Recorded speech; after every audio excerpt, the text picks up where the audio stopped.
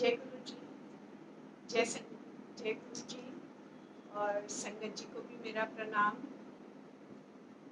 पिछली बार सत्संग किया था गुरु जी का, तो बताया था मैंने जो मेरे अपने पर्सनल एक्सपीरियंसेस रहे गुरु जी के साथ, और कितनी कृपा करते हैं गुरु जी, हर पल कृपा करते हैं और हमेशा हमारे साथ रहते हैं। हर पल एहसास दिलाते हैं कि मैं हमेशा तुम्हारे साथ हूँ।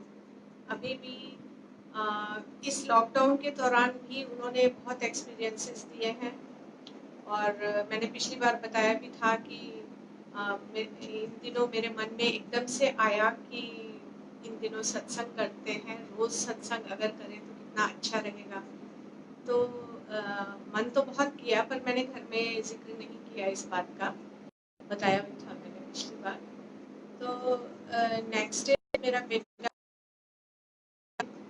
डोंट रिमेम्बर, तो ये आया ऑफिस से, तो आके कहता है मम्मी कल से हम रोज सत्संग कर लें। तो मैं गुरु जी की तरफ देखने लगी, कह रहे गुरु जी यही तो मैं चाह रही थी, और देखिए अब उसके मुंह से भी आपने वही निकलवा दिया। तो मैंने कहा ठीक है, हम कल से रोज सत्संग करेंगे। तो बस उस दिन से गुरुजी ने जो सत्संग शुरू करवाया, हम तो कौन होते हैं करने वाले, करवाने वाले गुरुजी, करने वाले भी गुरुजी। तो ऊपर हमारे गुरुजी का दरबार जो सजा हुआ है, तो हमने सोचा कि हम यहीं से ही सत्संग स्टार्ट करते हैं और यहीं पे रोज करेंगे। तो यहाँ पे हमने फिर गुरुजी का आसन वगैरह तो ऑलरेडी था, फिर हमने आगे जो सोचा कि संगत के लिए जो बिछाते हैं, तो बेटा बोला मम्मी आप और मैं ही तो होंगे, ज्यादा से ज्यादा सोहम होगा, उसका बेटा, कि भाई बाकी तो जैसे बिजी होते हैं तो 2 कारपेट बिछा लेते हैं। तो मैं कुछ नहीं बोली, मैंने कहा चलो जैसा इसको ठीक, कारपेट बिछाए और सत्संग उस दिन का शुरू किया। तो सत्संग में बैठे बैठे ही गुरुजी ने कहा कि मेरे नाल संगत भी आती है, सारे बिछा है। इस रूम में था, मतलब 2 ही कारपेट बिछाए थे, तो गुरुजी ने कहा मेरे नाल ते संगत भी आती है, ते तू सारे कमरे च बिछा है। तो इसने एकदम से कहा कि गुरुजी ऐसे कह रहे हैं, और फिर फटाफट सारे कमरे में कारपेट्स बिछा के और कंप्लीट किया। तो ये तो गुरुजी ने कहा कि संगत आती है, और ये हम सबको पता है गुरुजी अकेले नहीं आते हैं। जब चोले में भी थे तो भी किसी भी संगत के यहाँ जाते थे तो संगत के साथ जाते थे, हमेशा संगत को अपने साथ लेके जाते थे। अभी भी वो आते हैं तो संगत को साथ लेके ही आते हैं, कभी भी वो अकेले नहीं आते। और जब भी हम सत्संग करते हैं तो आते जरूर हैं, और ये तो 100% 200% है कि वो जरूर आते हैं। और ये जो मैंने बताया कि भाई संगत साथ लेके आते हैं, तो कुछ दिनों के बाद उन्होंने इस चीज को दिखा दिया। अब हम ऐसे ही सत्संग में जैसे बैठते हैं तो नॉर्मली मैं आंखें बंद करके बैठती हूँ, तो उस दिन भी मेरी आंखें बंद थी, और बंद आंखों में मुझे जो दिखाई दिया वो ये था कि मैं बैठी हूँ और मेरे लेफ्ट हैंड साइड में आके कोई लेडी बैठी, and she was very restless. मतलब कभी वो हाथ हिला रही है, कभी टांगे इधर उधर कर रही है, और मुझे लगा कि शी इज नॉट वेल। और मैं ये भी सोची आंखें बंद है, बट मुझे वैसे सुध है पूरी, और आंखें मैं खोल नहीं रही हूँ, देख नहीं रही हूँ कि भाई आंखें खोल के देखूं कौन बैठा है। तो बंद आंखों में ही मुझे लगा ये जो बैठी है इनकी तबीयत ठीक नहीं है, डोंट नो कौन है, लगा गुरुजी के साथ आई है। फिर उसके बाद थोड़ी देर के बाद एक और लेडी आई, और वो भी उन्हीं के साथ बैठ गई। तो ये दोनों मेरे लेफ्ट साइड में बैठे, एंड उसके बाद फिर एक और लेडी आई, एंड मेरा बेटा वो म्यूजिक सिस्टम के पास बैठा होता है, तो वो उसके पास जाके बैठ गई। देन अगेन एक और यंग लेडी आई, बड़ी मस्ती से चलती हुई, उसका तो भूलता नहीं है, बहुत मस्ती में चलती हुई आई थी। एंड वो खिड़की वाली साइड में इधर अपना आराम से वो भी बैठ गई। एंड आफ्टर दैट संगत जी, मेरे डैडी गुरु जी से पहले भी दिखा चुके हैं उनको अपने पास, और उस दिन भी गुरु जी की संगत के रूप में डैडी आए और वो मेरे राइट साइड में बैठ गए। और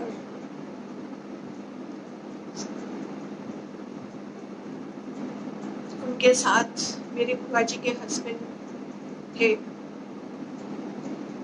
वो भी इस समय नहीं है, तो वो भी आए एंड वो भी डैडी के साथ वो बैठ गए। तो मेरे लेफ्ट हैंड साइड में 2 लेडीज थी एंड मेरे राइट साइड में मेरे फादर और अंकल। तो सॉरी संगत जी, इमोशनल होना नहीं चाहिए पर हो गई। मैं अपने फादर को बहुत प्यार करती हूँ, करती थी, करती रहूंगी।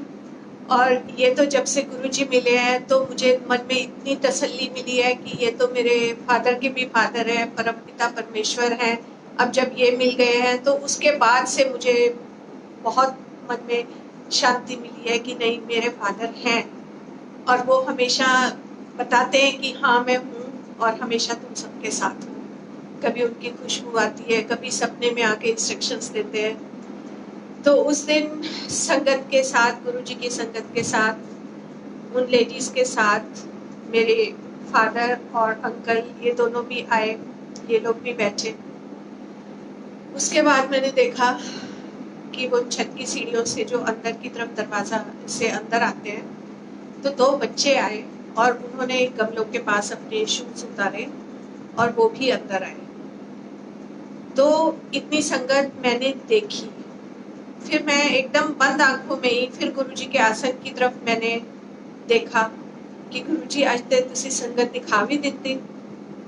तो देखा गुरुजी व्हाइट चोले में बैठे थे एंड मुस्कुरा रहे थे, और जैसे एम्पायर स्टेट में बैठते थे और पूरी संगत को वो एक साथ देखते थे कि भाई जो भी देखे उनकी तरफ उसे लगता था वो उसी को देख रहे हैं, तो उसी तरह वो सबको देख रहे थे।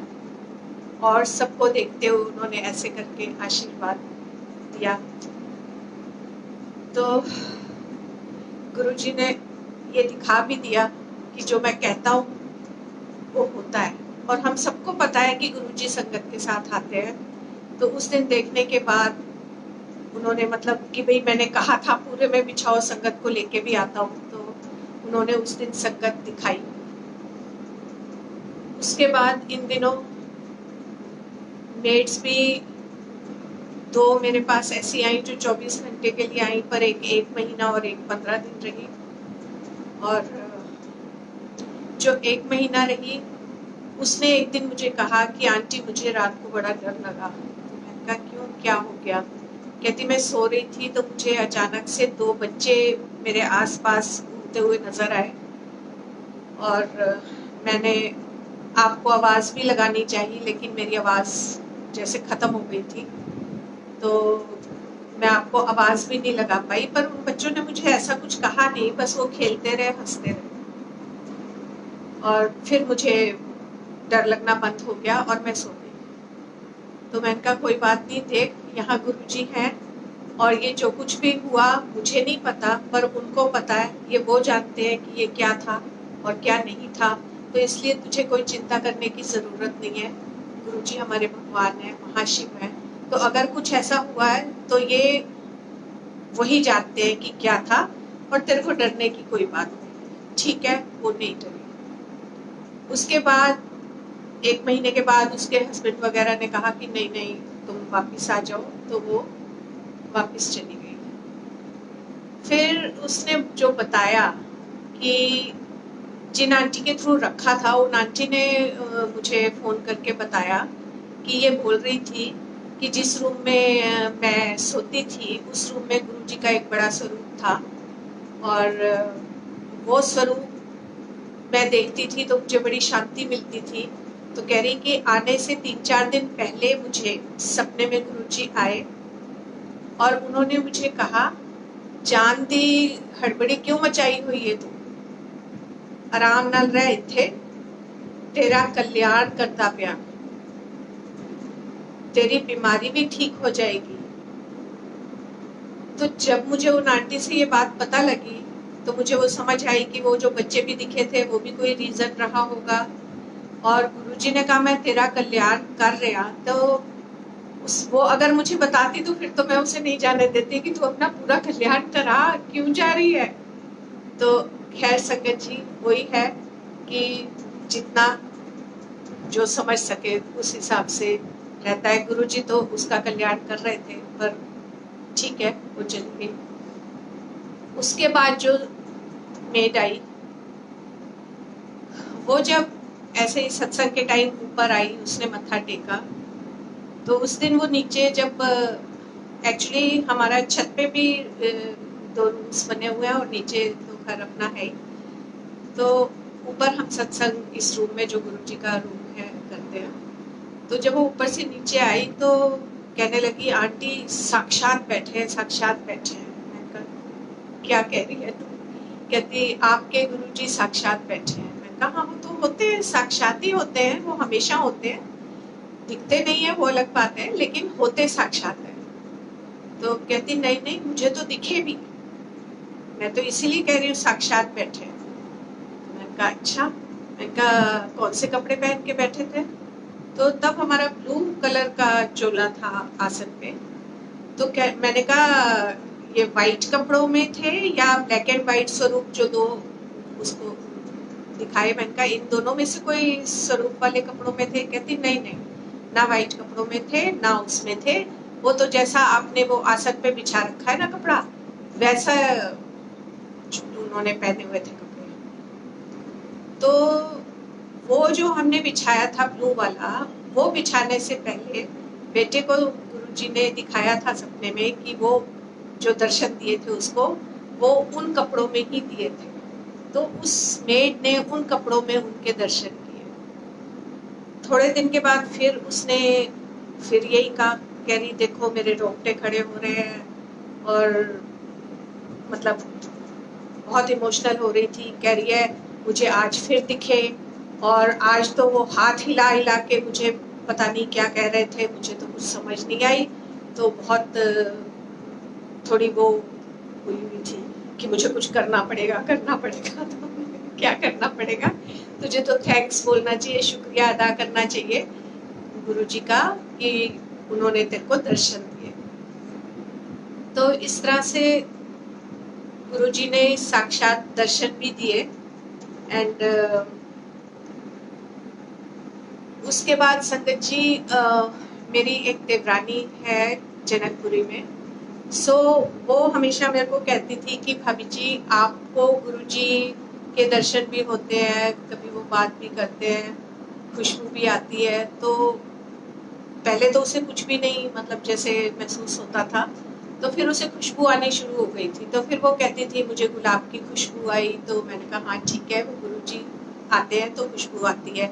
फिर उसको भी 2-3 तरह की खुशबू आनी शुरू हो गई। फिर उसके मन में था कि मुझे कभी दिखे नहीं, कभी मेरे सपने में नहीं आए। तो संगत जी अभी 3-4 दिन पहले ही उसका फोन आया, और वो भी बड़ी इमोशनल हुई पड़ी थी कि भाभी जी आज गुरुजी आए थे, और सबसे पहले मैंने सोचा मैं आपको बताऊं कि मैंने क्या देखा। तो शी टोल्ड कि एक बहुत बड़ा हॉल था जिसमें काफी सारी लेडीज बैठी थी, एंड उन्होंने सिर भी ढका हुआ था और उसी दुपट्टे से नाक तक ढका हुआ था, मतलब बस आंखें आंखें दिख रही थी, जैसे हम लोग आजकल मास्क पहन के रखते हैं, तो मतलब उस टाइप से मुंह ढका हुआ था और सिर भी ढका हुआ था। तो कहती मुझे नहीं पता उस संगत में कौन कौन था क्योंकि मुझे चेहरे नहीं दिखे, और कहती मैंने ये देखा कि मैं उस हॉल के सबसे पीछे खड़ी हूँ और मुझे सब कुछ आगे दिखाई दे रहा है। और वो सारी जितनी संगत की लेडीज थी वो सब बोल रही थी गुरुजी आने वाले हैं, गुरुजी आने वाले हैं। तो कहती मैं भी देख रही थी कि गुरुजी आएंगे अभी। कह रही फिर गुरुजी आए, और गुरुजी आए और उन्होंने एकदम से सब कि गुरुजी आ गए, गुरुजी आ गए, उनके पास चले गए।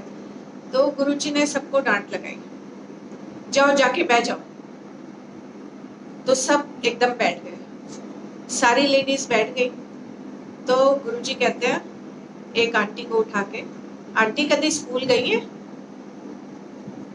वो एकदम हैरान हो गई, कहती हाँ जी गुरुजी गई हूँ। किंज बैठते हैं उठे? उसे समझ नहीं आई। गुरुजी मतलब वो घबरा गई कि अब मैं क्या जवाब दूँ। तो कहते फिर उनका जो नेक्स्ट वो था, सोशल डिस्टेंसिंग नहीं पता की होती है, बैठ जाओ सारे। तो उन्होंने जो बैठे हुए थे उनमें से जैसे एक आंटी के पास से दो आंटीज उठा के पीछे भेज दी, तुसी पीछे जाओ। फिर एक आंटी बैठी रही, फिर उसके पास से दो उठा के पीछे भेज दी। ऐसे कर करके वो डिस्टेंस क्रिएट किया और लाइनें उस टाइप से उन्होंने बनवाई कि वो जो हमारी आजकल हमें कहा जा रहा है सोशल डिस्टेंसिंग के लिए, और हम लोग इस चीज को भी बड़े लाइट वे में ले लेते हैं। तो गुरुजी को आके वो भी बताना पड़ा कि मेरी संगत तुम ये चीज क्यों भूल रहे हो, तुमको ये करना है, मैं तो तुम्हारे लिए कर ही रहा हूँ। वो तो दिन रात हमारे कष्ट अपने ऊपर लेते हैं, तो संगत जी क्यों नहीं वो इन दिनों भी ले रहे होंगे। वो पूरा वो मतलब सोचो वर्ल्ड वाइड कितना कष्ट अपने ऊपर ले रहे हैं, कितना कष्ट ले रहे हैं। तो हम इतना तो कर ही सकते हैं ना कि सोशल डिस्टेंसिंग और ये मास्क, ये ग्लव्स, ये जो कुछ भी जरूरी है इन दिनों, और हम घर में रहें। तो इन चीजों का हमें बहुत ध्यान रखना है। अब तो हमारे गुरुजी ने भी आके ये चीज कही है। और फिर जब वो बैठ गए तो बीच में एक दो अंकल भी थे, तो उनको कहते हैं अंकल वो देखो उधर बैठे सारे अंकल, तुसी विच कित्थों आ गए, जाओ तुसी भी उत्थे जाके बैठो ते उंजे बहना जिस क्लास च बहते। समझ आ गई ना किंज बहना है? तो उन्होंने कहा हाँ जी। तो वो लोग भी उधर चले गए, वो भी बैठ गए। फिर गुरुजी कहते तुसी की सोचते हो कि मैं सारिਆਂ ਨੂੰ नहीं देंगा प्रसाद, जद आया ते सारिਆਂ ਨੂੰ ही दे के जावांगा, ते झुंड बनाने की की लोड़ सी, इंज भी ते बह सकते सी। ते फिर गुरुजी ने उस तो बाद सारी संगत के पास जाके और सारी संगत को प्रसाद दिया। और वो मेरी देवरानी कह रही थी कि मैं ये सोच रही थी कि हॉल तो इतना बड़ा है नहीं, गुरुजी संगत उठा उठा के पीछे भेज रहे हैं, तो ये बैठेगी कहाँ? तो गुरुजी हैं वो तो वो हॉल भी ऐसे ही बड़ा होता चला गया। मतलब हॉल छोटा नहीं पड़ा, कितनी भी संगत उन्होंने पीछे भेजी, कितने डिस्टेंस के साथ संगत बिठाई, और सारी संगत बड़े आराम से उस हॉल में आ गई। और इस तरह से वो कहती कि मैं तो पूरा टाइम, वो भी सत्संग में ही बैठ के देखा उसने उसे जब पता लगा कि हम लोग रोज सत्संग करते हैं, तो उसने भी अपने घर में सुबह रोज सत्संग करना शुरू किया। तो वो वैसे सालासर के बालाजी की भगत है, और उनका तो वो सालों से 4 बजे उठ के 4 से 5 वो उनकी पूजा करती है। और जब से गुरुजी के पास जाना शुरू किया है तो श्रद्धा उसकी गुरुजी के प्रति भी बहुत हो गई है। तो अब वो सालासर जी के पूजा के बाद फिर गुरुजी का सत्संग करती है और रोज करती है। तो गुरुजी तो हमारे दयालु कृपालु हैं, वो भी अपना कृपा सब पे बनाए रखते हैं। तो हमें तो बस जो जो इंस्ट्रक्शंस वो हमें दे, हमें उनको मानते चले जाना चाहिए और ध्यान रखना चाहिए। और अभी 19 जून को हमारी वेडिंग एनिवर्सरी थी, 45 इयर्स हो गए। तो हमारे तो सारे फंक्शंस गुरुजी के साथ ही होते हैं। तो सुबह शाम वैसे भी सत्संग होता है, तो उस दिन भी ऐसे ही हमने गुरुजी के साथ अपनी एनिवर्सरी मनाई। तो उससे अभी शाम वाला सत्संग शुरू होने से पहले 15-20 मिनट पहले मेरे हस्बैंड के फैमिली फ्रेंड हैं, उनका फोन आया, बहुत पुराने फैमिली फ्रेंड हैं, और उन्होंने विश किया, एनिवर्सरी विश की। तो मैंने कहा आपको कैसे याद है कि भाई हमारी एनिवर्सरी आपको कैसे याद है, कितने साल हो गए, कितनी दूर रहते हैं, कहाँ रहते हैं? तो कहते मैं कैसे भूल सकता हूँ, बहुत पुराना रिश्ता है मेरा तो इस फैमिली से।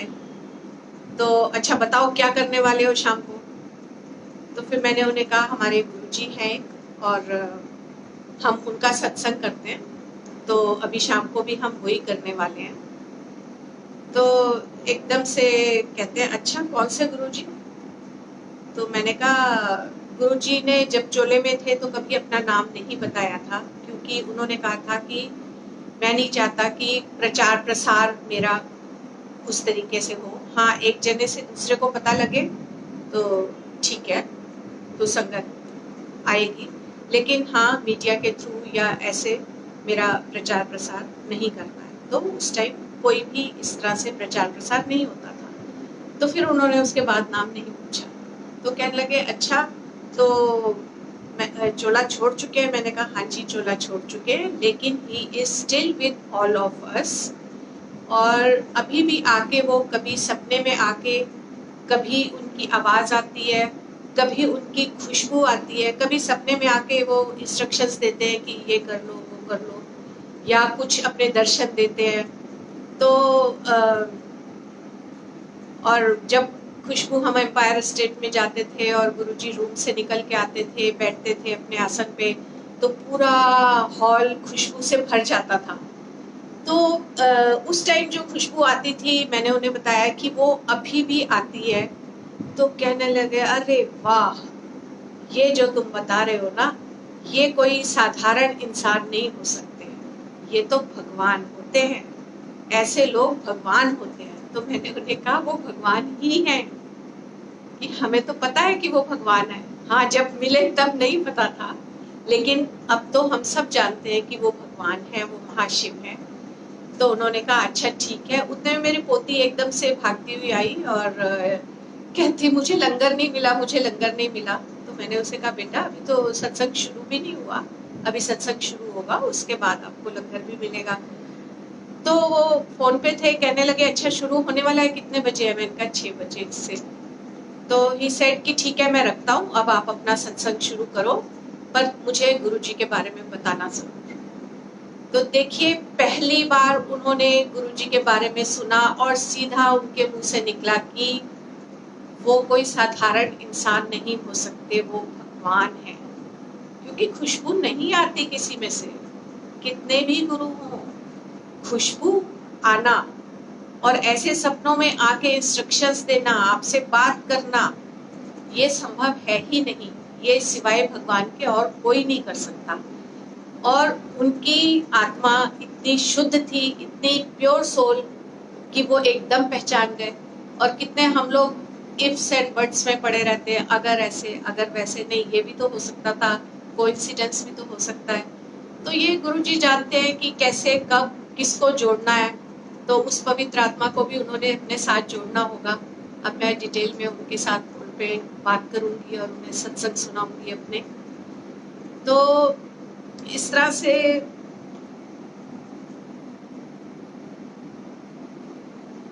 अब जैसे आज मैं आप फैमिली के शुरू हो गए हैं सत्संग, देवरानी का बताया, मेरी सिस्टर इन लॉज भी हैं दो। तो एक बार मेरी सिस्टर इन लॉ ने कहा, शाम को सत्संग था, हर महीने होता था पहले, अब आजकल तो वो तो लॉकडाउन में गुरुजी ने रोज शुरू करवा दिया है। तो पहले महीने में एक बार होता था। तो सिस्टर इन लॉज मेरे दोनों गुड़गांव में रहते। तो एक बार उन्होंने कहा कि देख हम आ तो जाएंगे, लेकिन अगर तू सुबह अमृत वेला भी करेगी ना तो किरण तब मैं जरूर आऊंगी। मेरी बड़ी सिस्टर इन लॉ ने कहा। मैंने कहा ठीक है दीदी आप आओ, हम अमृत वेला भी कर लेंगे। तो शाम वाला सत्संग तो हुआ और आई थिंक रात को संगत जी के जाते जाते टाइम भी हो गया था, लेकिन हमने सुबह अमृत वेला भी उस दिन किया। अमृत वेला किया तो उसमें जो भी लंगर के लिए था, उसमें हमने उस दिन मैंगो शेक भी रखा था। मॉर्निंग का टाइम था, गर्मी का मौसम था, तो मैंगो शेक रखा था। तो सबने पिया, सब हो गया, सत्संग हो गया। उसके बाद जैसे हम लोग बैठे थे आपस में, दोनों सिस्टर इन लॉज और हम लोग, तो बातें गुरुजी की हो रही थी। तो पहले तो मेरी छोटी सिस्टर इन लॉ बोली कि किरण पता है क्या हुआ, कि जब वो आरती हो रही थी ना, तो मेरे को आंखें बंद थी, मतलब आरती के बाद जब मैं बैठी हूँ तो मेरी आंखें बंद थी। तो वो किसी बाबा जी को मानती हैं, तो उनके यहाँ जाना आना उनका है, जाती हैं आती, शिवानंद जी, बाबा शिवानंद जी। तो उनको मानते हैं, तो उनको फॉलो भी करते हैं। पर वो गुरुजी के पास आते हैं तो उनको यहाँ आके भी बहुत अच्छा लगता है। और वो तो बैठती तो एकदम सीधी, वो जिसे कहते हैं ना, मेडिटेशन में जैसे चले जाते हैं, ध्यान में, तो उठाना पड़ता है बाद में, कि वो अपनी सुध बुध में ही नहीं होती, इतनी ज्यादा उसमें चली जाती है। तो वो कहने लगी कि जब आरती हो गई और उसके बाद जब मैं बैठी, तो मैं आंखें बंद में ही ऐसे मन में ही मैंने क्वेश्चन किया कि गुरुजी आप कौन हो, कि मैं तो बाबा जी को मानती हूँ, पर मुझे आपके पास आके भी बहुत अच्छा लगता है, आप हो कौन। तो कहती हैं कि मुझे एकदम से ऐसे दिखाई दिया कि सबसे पहले तो कहती आंखें बंद में मुझे मैं खुद दिखाई दी कि मैं धरती पे खड़ी हूँ, और उसके बाद मुझे मुझसे थोड़ी ऊंचाई पे बाबा शिवानंद जी दिखाई दिए। तो मैं यूं नजर ऊंची करके देख रही हूँ तो ऊपर बाबा शिवानंद जी हैं, और कह रही उनके हाथ में आरती की थाली थी। और फिर कहती मैंने और ऊपर जब देखा तो गुरुजी, हमारे गुरुजी अपने विशाल रूप में खड़े थे, और बाबा शिवानंद जी उनकी आरती उतार रहे थे। तो कह रही है कि मुझे तो समझ आ गया कि गुरुजी कौन है। सो संगत जी, गुरुजी हमारे महाशिव हैं, ये हम सब जानते हैं। वो अपनी भक्ति में इतनी वो थी, और उनका क्वेश्चन था, वो गुरुजी ने आंसर दिया।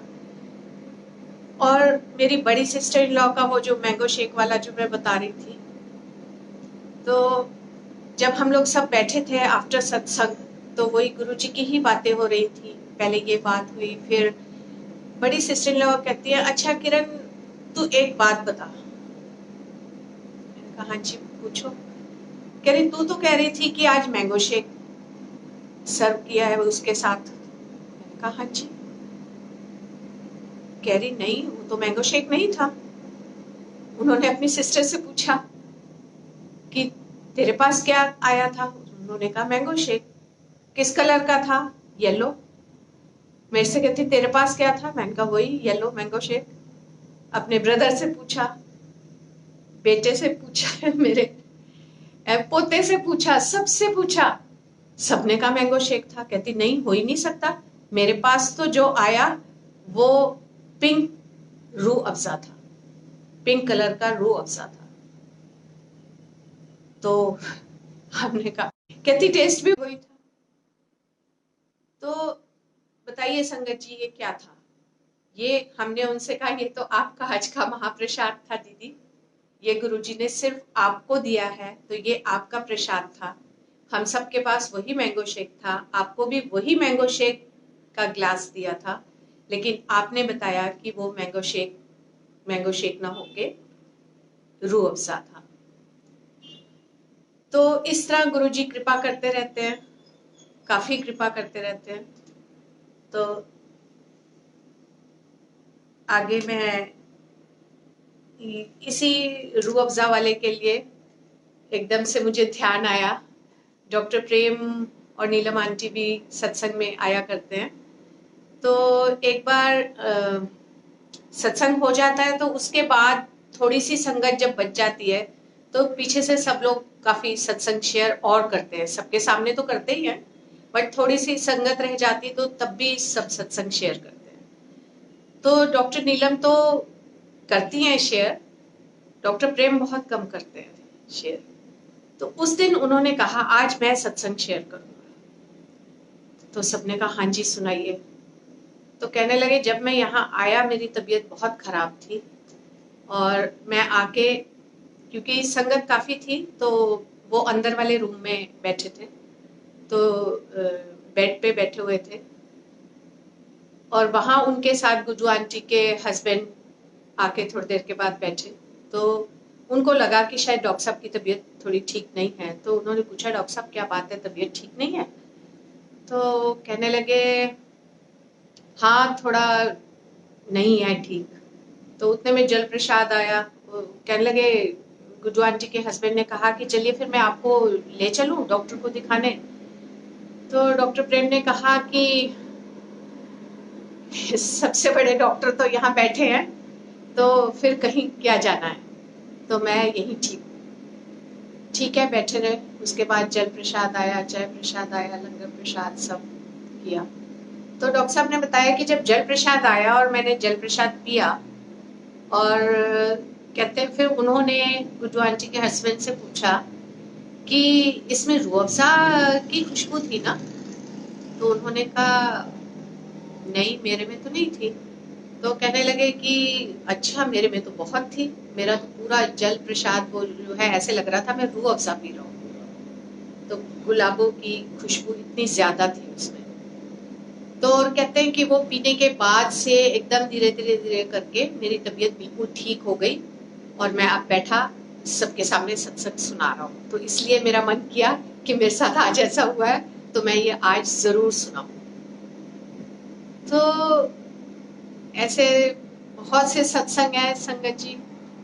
धीरे धीरे आज के लिए गुरु जी की इतनी आज्ञा थी।